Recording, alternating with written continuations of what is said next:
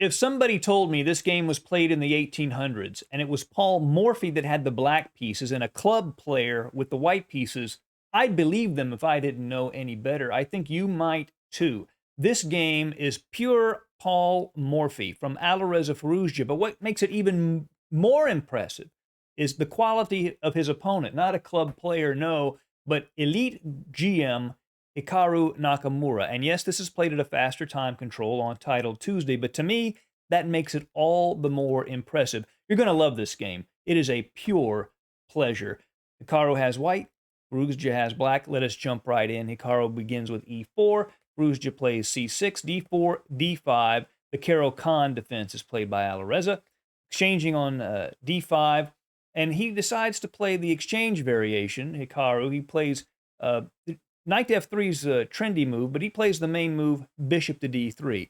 The idea is he wants to prevent black from developing the bishop to f5 or g4, trying to keep Alireza's bishop stuck at c8, knight to f6, c3, and now bishop to g4 can be played because the knight at f6 defends it. So queen to b3, attacking the b7 pawn, which is now undefended because the bishop at c8 has moved away. Alireza plays queen to c7, defending the b7 pawn. h3 hits the bishop. If he goes back to h5, then white can play g4, bishop g6, and then after taking, play g5, and after the knight's forced to move, he can take the pawn at d5. Black does have some compensation, but probably not a pawn's worth of compensation. So instead, Alireza plays the bishop back to d7.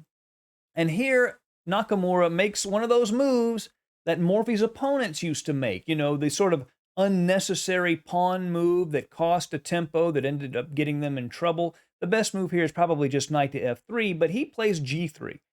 Basically, he wants to control this f4 square so he can play the bishop to f4 and attack the queen on c7, but that's a pawn move in a semi-open position that's really unnecessary.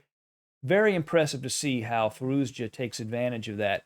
Just knight to c6, bishop to f4, and now e5. One of the advantages of having a big lead in development is that you don't have to worry about the little niceties. You don't have to worry about little positional subtleties, and you can even sacrifice material and not have to worry about it as much. And this does create an isolated queen's pawn for black, but he doesn't care. He wants to take advantage of his lead in development. d5, knight takes e5, threatening to take on d3 with check, by the way. So Hikaru plays the bishop to b5. Now in this position, if Alireza were to take on b5, after queen b5 check, any advantage he has is completely gone. He doesn't want to do that. He wants to keep developing pieces, so he gets a big lead in development. So he plays bishop to c5, continuing to focus on his development. Here, again, Hikaru should just play knight to d2. He needs to get his pieces out. It's simple development. That is best. But instead, he plays bishop to d7 check. That's the third time that this bishop has moved. Knight fd7.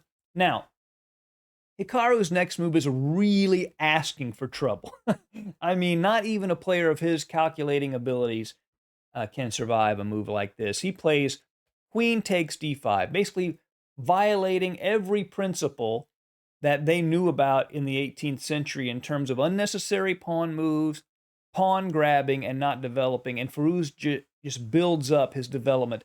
Here he plays long castle, and it places the rook opposite the queen, threatening potential discoveries when the knight at d7 moves away, attacking that queen.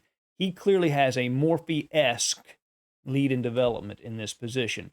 King to f1 is played by Hikaru. I mean, the other rook will be coming down here and just, aiming right at the king. So he moves the king over.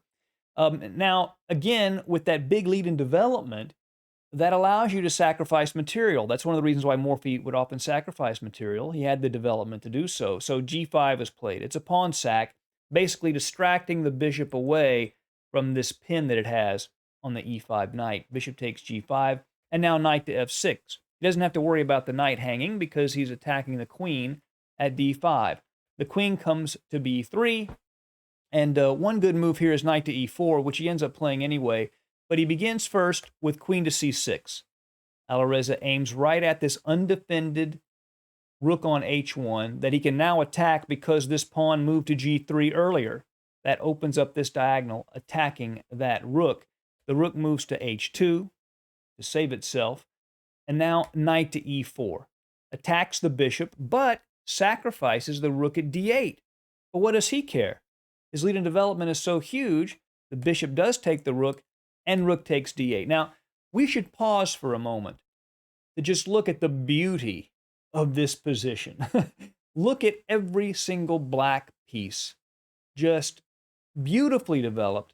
White's queen side is not developed. The king side is not developed. I don't count the rook at h2 as developed. In fact, it's probably worse than it is even on its original square. This is Morphy-like chess to the maximum. Queen to c2, an attempt to defend the f2 pawn. But what does Alireza do? Bishop takes f2 anyway. He comes down. Now, in this position, if Hikaru takes on f2 with the rook, then Firouzja would take on g3 with check. The king would be forced to go to e1 because this g2 square is covered by the queen and the e2 square by the knight. So he would be forced to go to e1, then queen to h1, threatening the pinned knight on g1. And if rook to g2 to defend that knight, now knight to d3 check. The king has to go to d1. And now knight to f2 double check, knight and rook. After king e1, just queen takes rook, and the game is completely collapsing. If he plays queen to f2, then just the rook checks and pushes the king away, and he wins the queen completely. So the bishop should not be taken by the rook. Instead, he plays knight to e2, focusing on development a little bit late in this game. Knight to c4 is played with the threat of knight to e3 checkmate. Yes, it would fork the king and queen, but more importantly, it threatens checkmate immediately. And here Hikaru plays knight to d4. And before Alireza can respond, Nakamura resigned. Now, a winning move for black is to just go ahead and play knight to e3, but a cleaner win, rook takes d4.